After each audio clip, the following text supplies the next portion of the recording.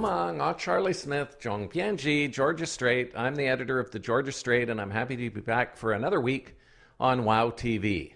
I'm going to start our newscast with a discussion about the leadership of the BC New Democratic Party. The NDP under Adrian Dix was expected to win the last election in May, but Christy Clark and the BC Liberals won a surprising victory, capturing 49 seats in the legislature compared to 34 for the NDP. Now there's been a lot of talk about the future of the NDP and the future of its leadership. This week, Adrian Dix came out and said he will announce next week what his intentions are, but he left an indication that he might decide he wants to remain as leader. And this is in his statement that often leaders perform better their second time out. He wrote an article for the Georgia Strait this week about Salvador Allende, who was a former president of Chile, he died after a military coup in 1973. Well, Salvador Allende was a socialist, but he also lost 3 elections before winning the presidency. And when he became president, it upset the Americans, and they backed a coup by Augusto Pinochet. So now Adrian Dix, who's kind of modeling himself perhaps to a certain extent behind Salvador Allende, is calling for a road to be named after Salvador Allende in Vancouver in recognition of the large Chilean community here. And what has also happened this week with regard to the NDP is the former caucus whip, Gerard Janssen, has come out with a letter saying that he doesn't think it's necessary to change the leadership of the NDP, that he's looking more at changing the party and how it deals with the public. So this is a bit of an endorsement for Adrian Dix, because it's saying the NDP has been changing leaders too often in recent years and that is hurting the party. There are others, however, such as Sav Dhaliwal, a former party president and a Burnaby city councillor, who thinks there does need to be a new leader of the BC NDP. So it's all coming towards a showdown in November at the NDP party convention. One of my theories is that the NDP may replace the president, which is Mo Sahota, with Craig Keating, who's a City of North Vancouver councillor, and then the Dix forces will say that's sufficient to indicate that change has taken place and that maybe they should keep the leader, Adrian Dix. However, there are many people who want a new leader in the NDP, so that may not be satisfactory for them. So I would stay tuned to that. That's a story that's far from over. Another story we had in the Georgia Strait this week involved a police officer on Vancouver Island named David Bratzer. And David Bratzer, as a police officer, is sworn to uphold the law. So during the day, when he's at work, if he sees somebody smoking marijuana, he has to stop them, question them, possibly arrest them, and possibly arrange to have them charged through the Crown Council. But he is also with an organization called Law Enforcement Officers Against Prohibition.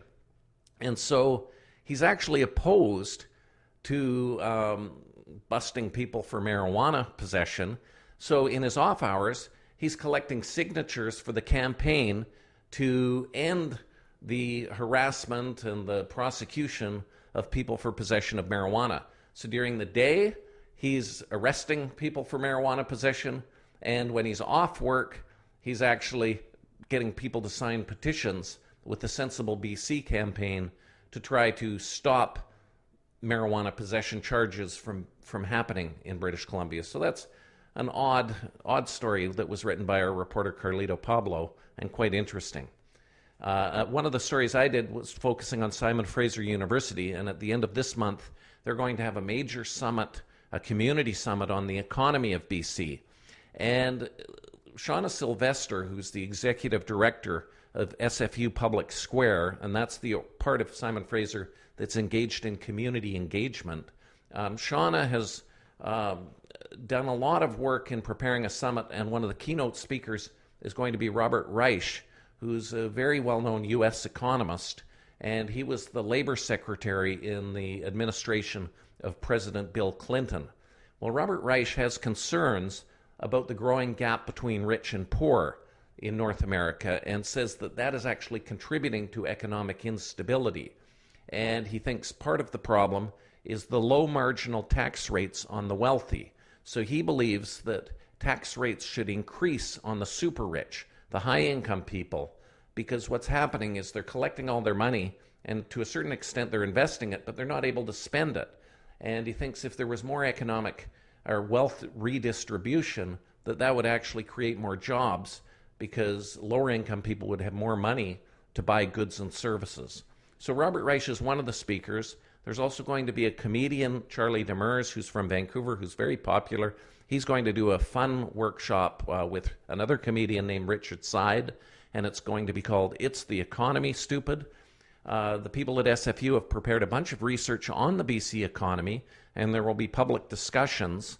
And one of the things I found interesting is that BC is really a service-oriented economy. 75% of the economy is services, only 25% is goods production. And so we often think of ourselves as mining, forestry, resource-based economy, and we were many years ago. But right now, we're far from a resource-based economy, and the number one area of the economy is actually finance, insurance, and real estate services. And on the goods producing, real estate construction is about 3 times larger than mining and, or not mining, forestry, agriculture, and fishing put together. So the BC economy has changed dramatically in recent years, and I think we're well situated with our proximity to Asia, but there's still a lot of threats on the horizon. And this is something that the SFU researchers have put together as this booklet that looks at the strengths, the weaknesses, the opportunities, and the threats to the BC economy. So we'll be hearing a lot more about that closer to the end of September.